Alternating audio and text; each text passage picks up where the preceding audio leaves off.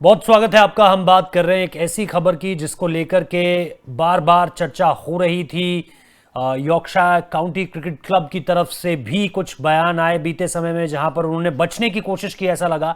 खासतौर पर ईसीबी ने फाइनली साफ कर दिया है कि ऐसे आप इतनी आसानी से नहीं बचोगे और आने वाले समय में जब तक कि ये पूरी की पूरी जांच एक कंक्लूसिव फैसले तक नहीं पहुंच जाती, जहां तक पता नहीं चल जाता कि अपराध सचमुच में क्या हुआ था, तब तक के लिए आपको कोई भी बड़ा मैच नहीं दिया जाता है। यानी हेडिंगले, जिसमें अभी इंडिया वर्सेस इंग्लैंड भी आपने देखा था, अगर मैं गलत नहीं हूं तो इंडियन टीम हार गई थी वहां पर। लॉर्ड्स हम जीते थे, उसके बाद ओवल हम जीते थे, मैनचेस्टर हमें जाना था, लेकिन वहां तक तो बात पहुंची नहीं। लेकिन हम लीड्स हार गए थे और लीड्स के मैदान में अब आने वाले समय तक, जब तक ये पूरी जांच पूरी नहीं हो जाती है, तब तक इस मैदान को कोई बड़े मैचेस नहीं मिलेंगे। आई थिंक सुनने में ऐसा भी आ रहा है कि हंड्रेड्स के मुकाबले भी नहीं मिलेंगे। बड़े इंटरनेशनल मैचेस तो आप छोड़ ही दीजिए। ये ईसीबी की पूरी प्रेस रिलीज है, जिसको थोड़ा सा अगर हमारे प्रोड्यूसर साहब दिखा दें आपको, रजत भाई, तो ईसीबी ने पूरा इसमें लंबे चिट्ठे में लिखा है कि क्या क्या चीज़ें हुई थी। इसमें इंग्लैंड के एक क्रिकेटर का नाम भी है जिनका नाम गैरी बैलेंस था, उनको लेकर के भी अब पूरे तरीके से उन पर भी एक तरीके से जो है वो तलवार लटक गई है पूरे तरीके से, क्योंकि उन्होंने भी माना था कि उन्होंने एक ऐसे शब्द का इस्तेमाल किया था। ये एक अगेन रेसिज्म जो है ना, वो हम इंग्लैंड क्रिकेट बोर्ड चाहे जितने कदम उठाता हुआ नजर आता है, लेकिन ऐसा लगता है कि इंग्लिश क्रिकेट से रेसिज्म जा ही नहीं सकता, ऐसा लग रहा है। ओली रॉबिन्सन का मसला हमने देखा था, इसी साल की बात है। न्यूजीलैंड और इंग्लैंड के बीच पहला टेस्ट मैच हो रहा था, पहला ही दिन था, अच्छी गेंदबाजी की, उसके बाद ट्विटर की पूरी दुनिया भर गई उनके नाम को लेकर के और 10-10 12-12 साल पुराने ट्वीट्स निकालने लगी कि देखिए इस आदमी की एक वक्त पे मानसिकता क्या थी। उसके बाद माफियों का दौर चला, इंग्लैंड क्रिकेट बोर्ड ने सस्पेंड कर दिया, चीज़ें उस लिहाज से आगे बढ़ी और फिर हमने देखा कि वापसी भी की उस गेंदबाज ने। लेकिन ये क्यों होता है हर बार कि इंग्लैंड क्रिकेट बोर्ड के साथ हम ये सारी की सारी चीज़ें देखते हैं।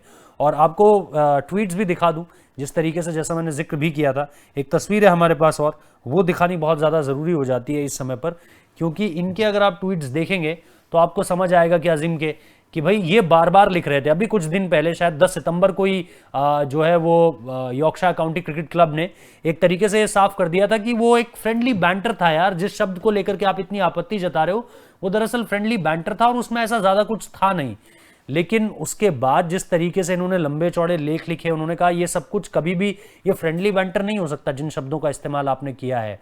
और उसके बाद ये सारी की सारी चीज़ें बड़ी हाय तौबा, बल्कि एक वक्त पे तो ऐसा लग रहा था कि लगातार राजनीतिक हलकों से लेकर के जो हम कहते हैं कि तकरीबन बोरिस जॉनसन तक ने इसमें दखल अंदाजी कर दी थी।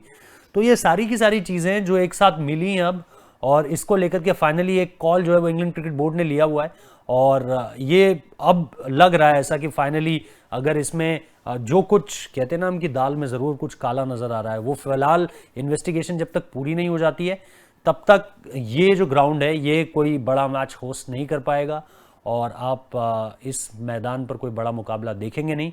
लेकिन इन सब के बीच जो एक अहम बात है वो यही कि रेसिज्म को लेकर ये जो नस्ल भेद रंग भेद की टिप्पणी है, ये आखिर कब बंद होंगी। इंग्लैंड क्रिकेट बोर्ड वो लगातार जो कुछ करता रहे, वो बार बार कैंपेन चलाता है, वो अलग अलग तरीके से इसको लेकर के लोगों को जागरूक करता है, लेकिन ये चीज़ें छूटने का नाम क्यों नहीं ले रही है, ये समझ नहीं आ रहा है। हालांकि ये मसला पुराना है, लेकिन ऐसे मसले हैं कई सारे जो कि हमने इंग्लैंड क्रिकेट बोर्ड से जुड़ते हुए देखे हैं। फिलहाल इस वीडियो में इतना ही।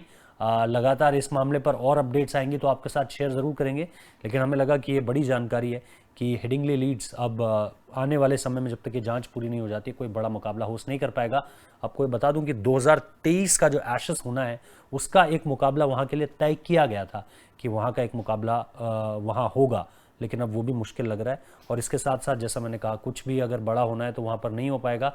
तो obviously Yorkshire county cricket club को इससे तगड़ा झटका है, क्योंकि आई थिंक 2005 से ये ग्राउंड उनके पास है और अब देखते हैं चीज़ें आगे किस तरीके से बढ़ती है। फिलहाल इस वीडियो को देखने के लिए बहुत बहुत शुक्रिया।